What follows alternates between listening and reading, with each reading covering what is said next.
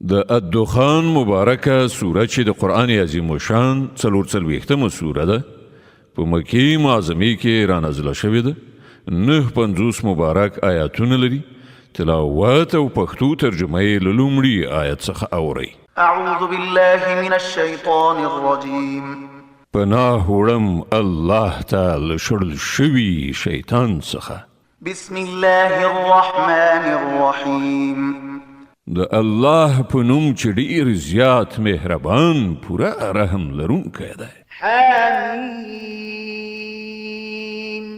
والکتاب المبین إنا أنزلناه في ليلة مباركة إنا كنا منذرين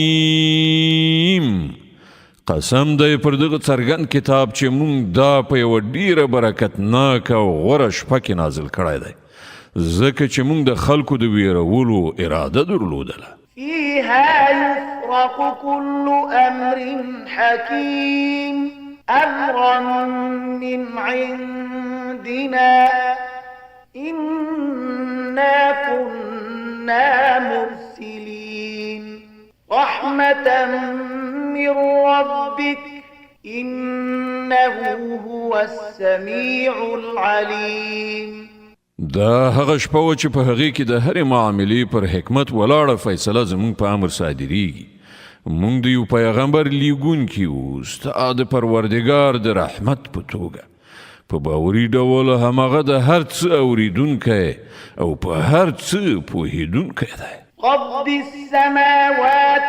والأرض وما بينهما إن كنتم موقنين د اسمانونو او زمکې پروردګار او د هر هغه شي پروردګار چې د اسمان او زمکې په منځ کې دی که تاسې په رښتیا باور کوونکي یئ لا إله إلا هو يحيي ويميت ربكم ورب آبائكم الأولين له هغه پرته هیڅ معبود نشته همغه ژوند ورکوي او همغه مرګ ورکوي ستاسې پروردګار او ستاسې د هغو ړومبنیو پروردګار چې مخکې تیر شوي دي بل هم في شك يلعبون خو په واقع کې د دوی باور نشته بلکې دوی په خپل شک کې لویدلي دي او په لوبه کې لګیا دي فارتقب يوم تأتي السماء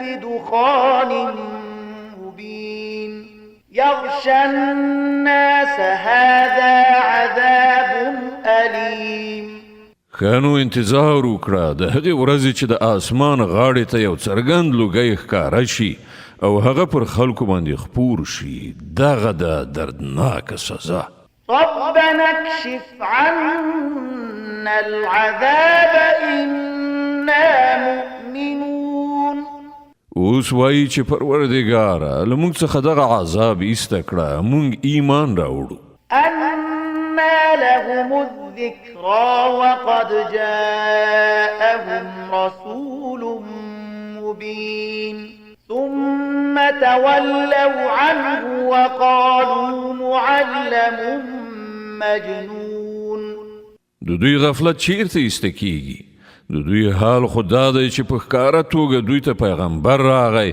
بیا هم دوی د هغه خواته التفات ونه کړ او وی ویل چې دا یو لیونی دی چې ښوونه ورته شوې ده إنا كاشف العذاب قليلا إنكم عائدون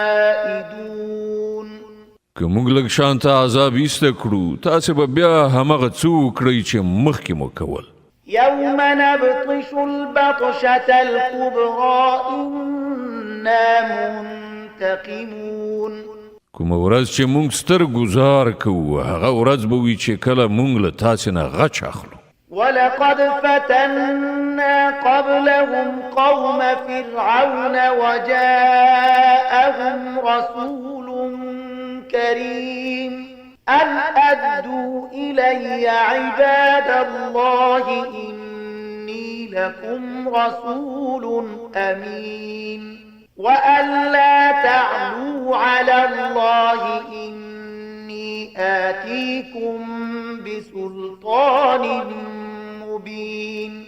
مونږ له دې نه مخکې د فرعون قوم په همدې ازموینه کې وغورځاو.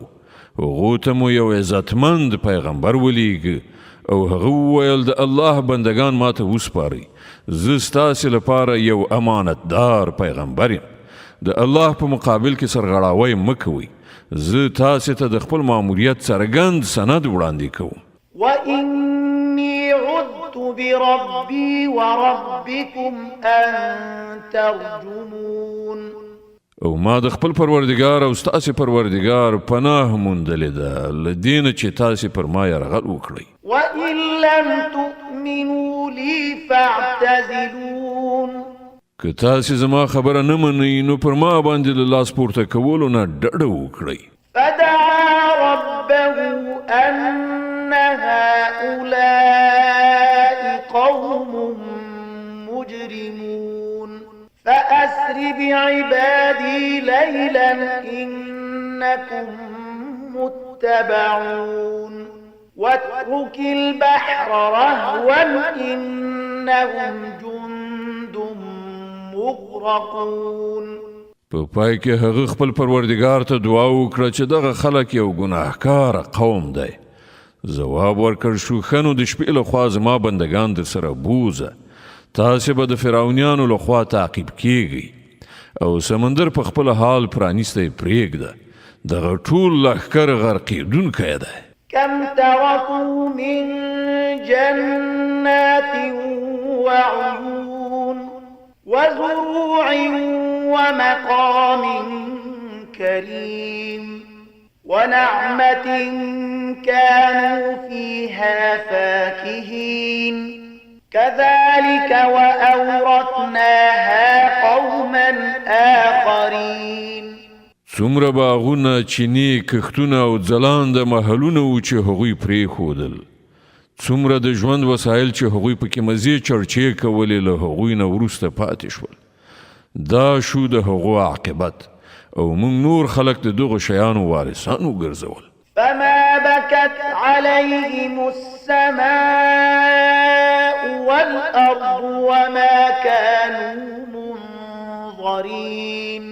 نو نه خو پر هغو باندې آسمانو ژړل او نه ځمکې او لږ شانته مهلت هم هغو ته ورنه کړل شو. ولقد نجينا بني إسرائيل من العذاب المهين من فرعون إنه كان عاليا من المسرفين. په دې ډول مونږ بني اسرائیلو ته له ډېر سخت عذاب فرعون څخه نجات ورکړ چې په باوري ډول له حد څخه اوښتونکو کې ډېر زیات تیری کوونکی و. ولقد اخترناهم على علم على العالمين. او مونږ د بني اسرائیلو د حالت په پیژندنه هغو ته د نړۍ پر نورو قومونو باندې ترجیح ورکړه. وآتيناهم من الآيات ما فيه بلاء مبين. او هغو ته مو داسې نښانې وښودلې چې په هغو کې څرګنده ازموینه وه. إن هؤلاء ليقولون إن هي إلا موتتنا الأولى وما نحن بمنشرين. بېشکه دوی یعنې قریش وایي زموږ له لومړني مرګ نه پرته نور څه نشته. له هغه وروسته بیا دوهم ځل موږ را پاڅول کېدونکي نه یو. فأتوا بآبائنا إن كنتم صادقين. که تاسې رښتینې نو زموږ پلرونه نیکونه راولئ. أهم خير أم قوم تبع والذين من قبلهم أهلكناهم إنهم كانوا مجرمين. دوی ښه دي که د تبع قوم او له هغو نه مخکې کسان. موږ هغوی په همدې اساس تباه کړل چې هغوی مجرمان شوي وو.